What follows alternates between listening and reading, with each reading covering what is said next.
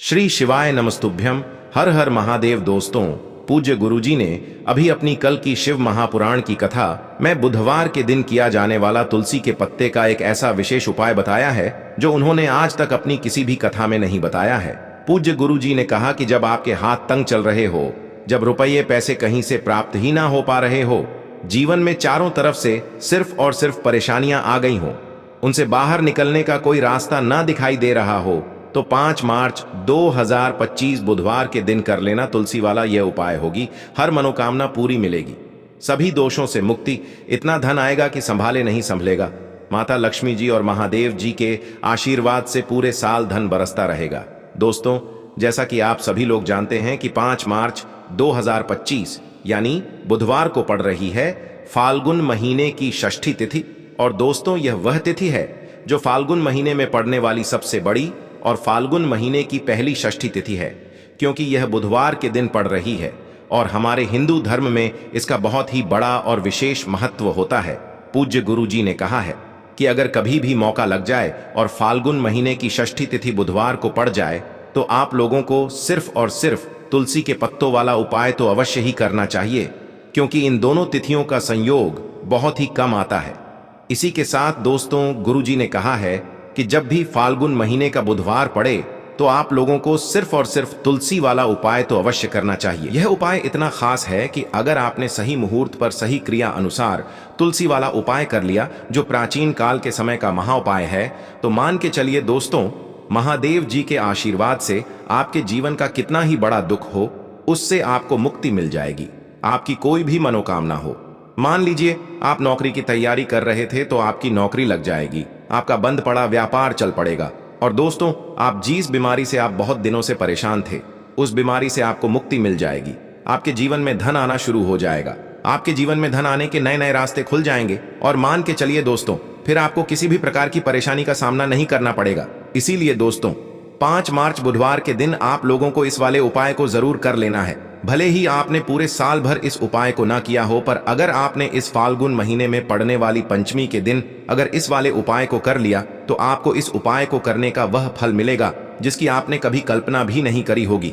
इसीलिए आप लोग इस दीपक वाले उपाय को एक बार जरूर कर लेना, ताकि आप लोगों के हाथ से यह मौका न जा सके और आपको इस उपाय को करने का फल मिल सके। दोस्तों, यह उपाय पंडित जी ने अपनी अभी की ही शिव महापुराण की कथा में बताया है, जो इस उपाय को आज हम आपको बहुत अच्छे से समझाने वाले हैं। इस वीडियो को देखने के बाद इस उपाय को समझने के लिए आपको कोई और वीडियो को देखने की जरूरत नहीं पड़ेगी। तो दोस्तों, इस उपाय को आपको कैसे करना है, कब करना है, कहां पर करना है, और उपाय को करते समय आपको किन किन गलतियों को नहीं करना है और आपको किन किन बातों का ध्यान रखना है, ये सारी जानकारी हम आपको इस वीडियो में देंगे। तो चलिए भक्तों, उपायों को शुरू करते हैं। अगर आप भी चाहते हैं कि महादेव जी का आशीर्वाद आप पर सदैव बना रहे, तो वीडियो को लाइक करें, चैनल को सब्सक्राइब करें और कमेंट बॉक्स में हर हर महादेव जरूर लिखें। और अपने फायदे के लिए, गरीबी दूर करने के लिए इस वीडियो को पूरा देख कर जाना। यदि आज आपने वीडियो को बीच बीच में से देखा, काट काट कर देखा, तो जीवन में आपको सफलता कभी हासिल भी नहीं होगी। देखिए दोस्तों, यह 5 मार्च बुधवार षष्ठी का दिन, यह इतना खास होता है, इतना महत्वपूर्ण होता है।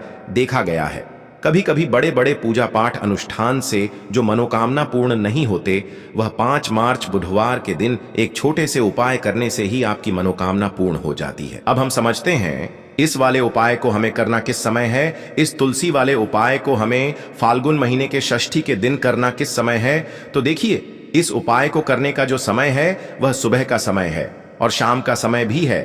अब देखिए, यहां पर हम मुख्य रूप से सुबह का समय नहीं बोलेंगे, क्योंकि 5 मार्च बुधवार का दिन है और इस दिन प्रदोष काल के समय का बहुत महत्व होता है। बाकी अगर सुबह के समय भी करेंगे तो भी अच्छा होगा, उसमें कोई भी दिक्कत वाली बात नहीं है।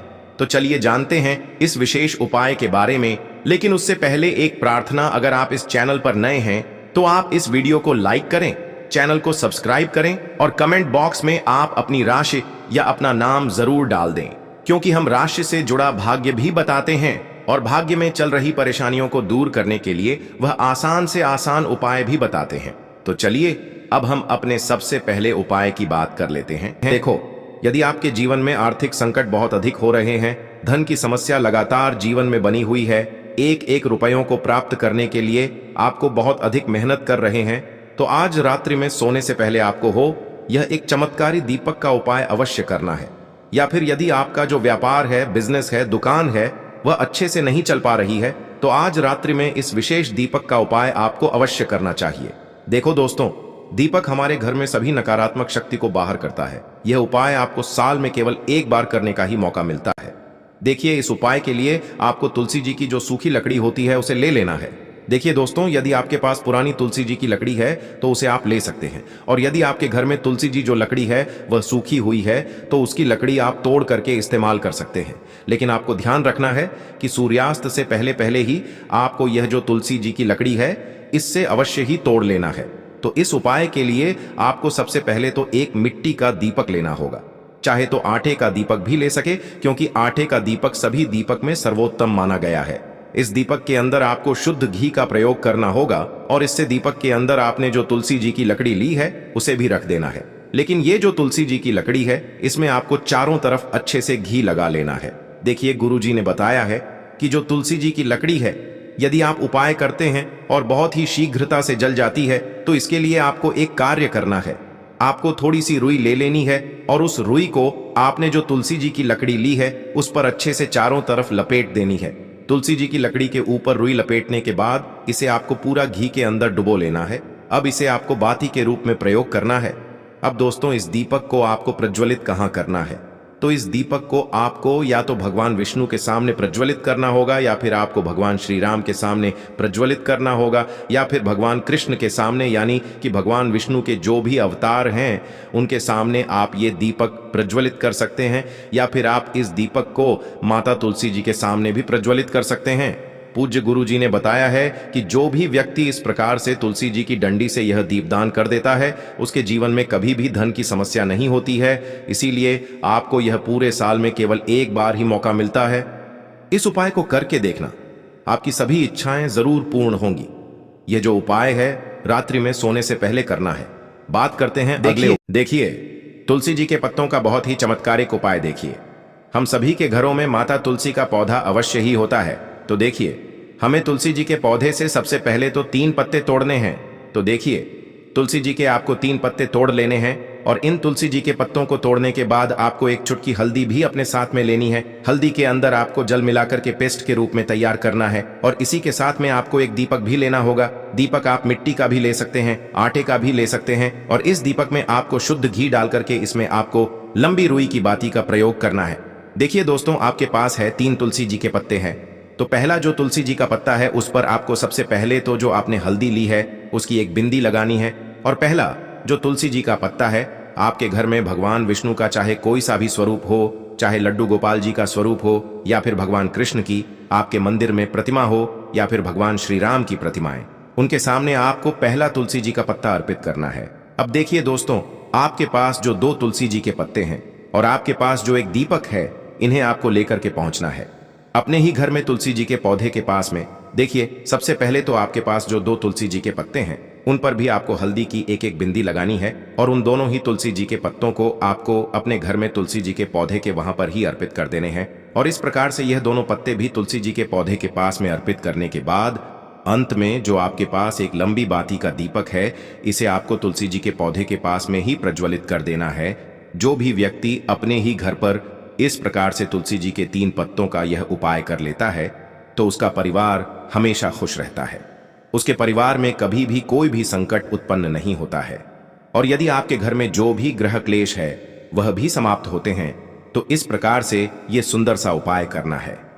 अब बात करते हैं अगले उपाय और देखो, यह उपाय आपके लिए सर्वश्रेष्ठ होने वाला है।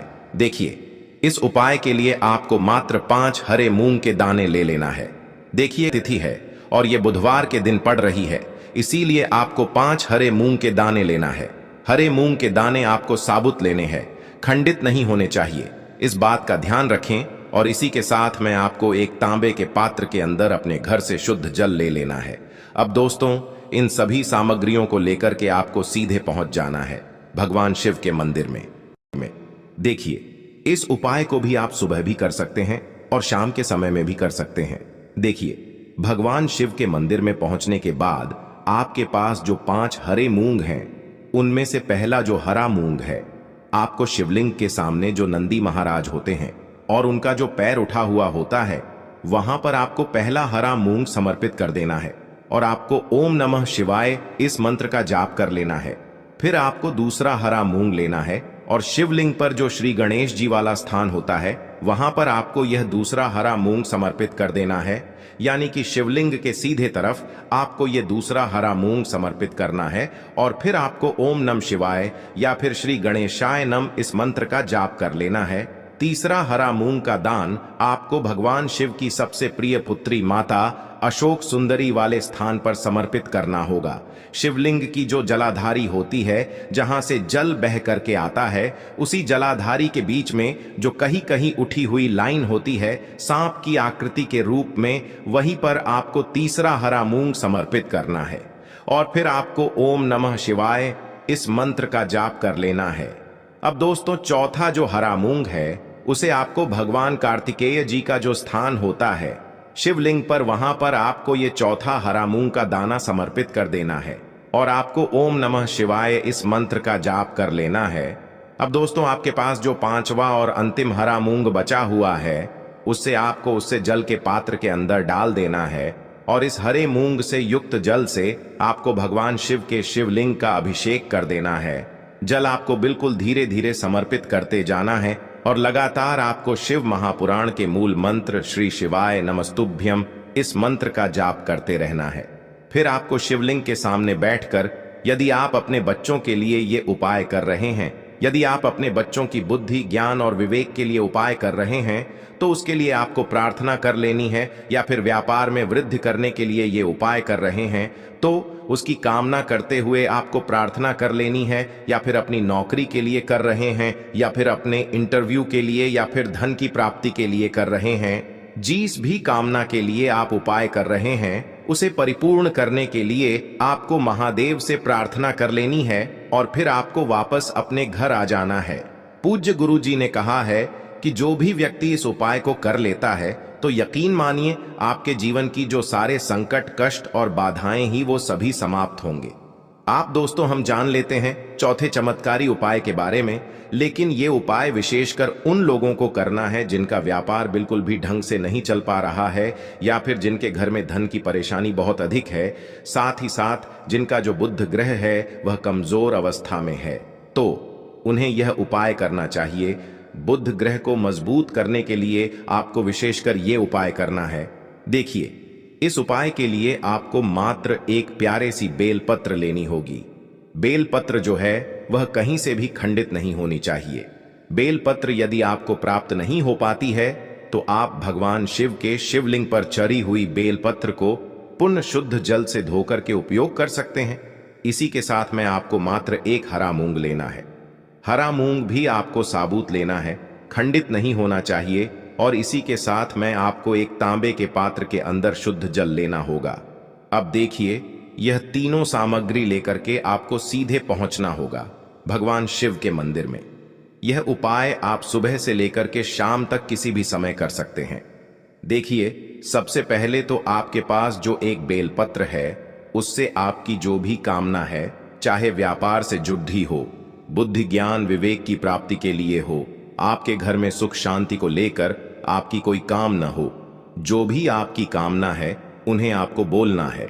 और यह जो एक बेल पत्र है, सबसे पहले तो आपको माता अशोक सुंदरी वाले स्थान पर समर्पित कर देनी है। देखें, बेल पत्र की चिकनी साइड शिवलिंग से स्पर्श रहेंगी और इसकी जो डंडी है वो आपको जलाधारी की ओर रखनी है। इस प्रकार से आपको यह जो बेल पत्र है, इससे माता अशोक सुंदरी वाले स्थान पर समर्पित कर देना है।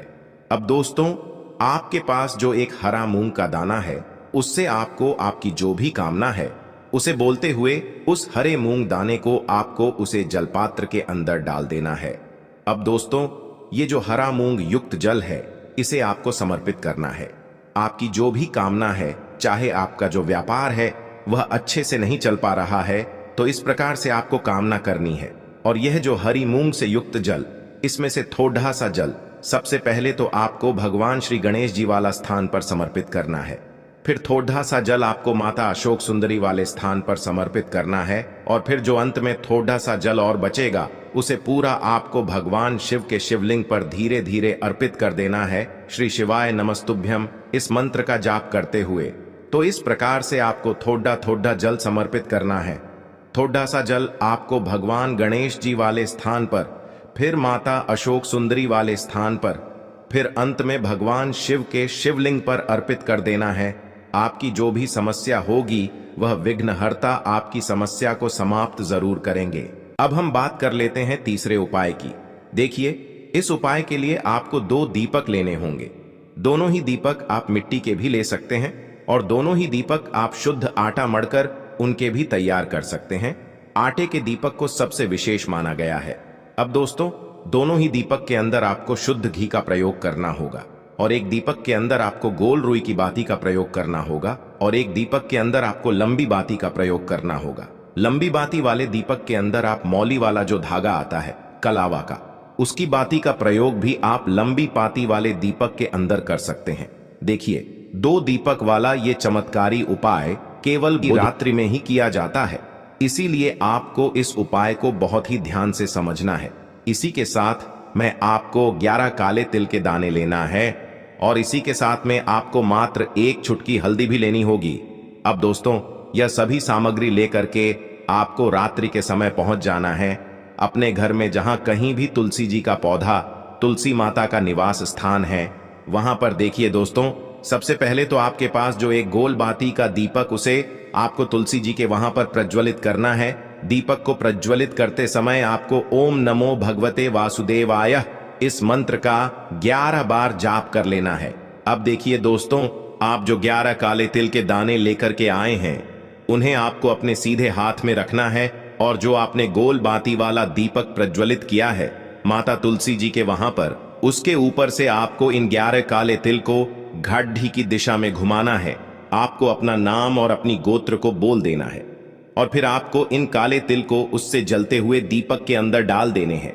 देखिए, काले तिल भगवान विष्णु के पसीने से उत्पन्न हुए हैं और जब भी हम यह दीपक बुधवार की रात्रि में प्रज्वलित करते हैं तो इससे हमें हमारे कर्ज में राहत मिलती है, हमारे जीवन में धन प्राप्ति के नए नए मार्ग खुलते हैं, हमारा अगर कोई भी कार्य रुका हुआ है तो वह भी परिपूर्ण होता है।